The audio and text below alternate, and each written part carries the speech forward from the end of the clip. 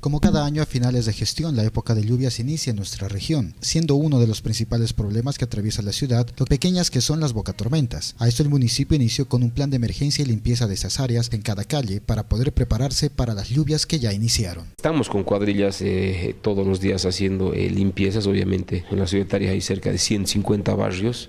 Obviamente la logística y número de personal que tenemos es dificultoso llegar de manera inmediata a la totalidad de los barrios, pero constantemente tenemos zonas identificadas, tenemos cuadrillas de emergencia ya hace más de un mes estipuladas dentro de la Secretaría. Entonces cada técnico de área tiene su gente. Cuando hay lluvias de precipitaciones extraordinarias, obviamente se despliega toda la gente con indumentaria de lluvia, con la herramienta necesaria, equipo necesario en cada una de las cuadrillas.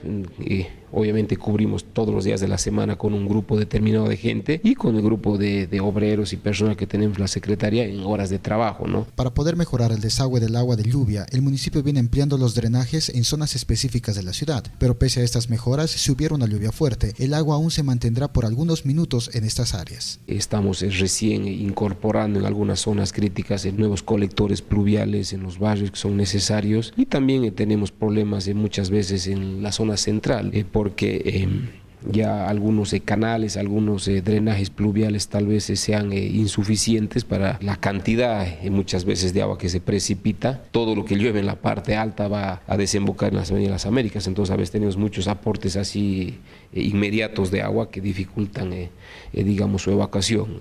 No se tranca, ¿no? Pero demandan mayor tiempo para evacuar las aguas, ¿no? Porque obviamente acaba una lluvia de precipitación y se puede observar, si bien se tarda 15, 20 minutos, de a poco, digamos, el agua sale, pero no en la velocidad y capacidad que desearíamos, ¿no? Basura, son bolsas, nos descuidamos, y obviamente los vecinos por algunas conexiones cruzadas, es bueno mencionar, por los olores, no tendría que haber olores.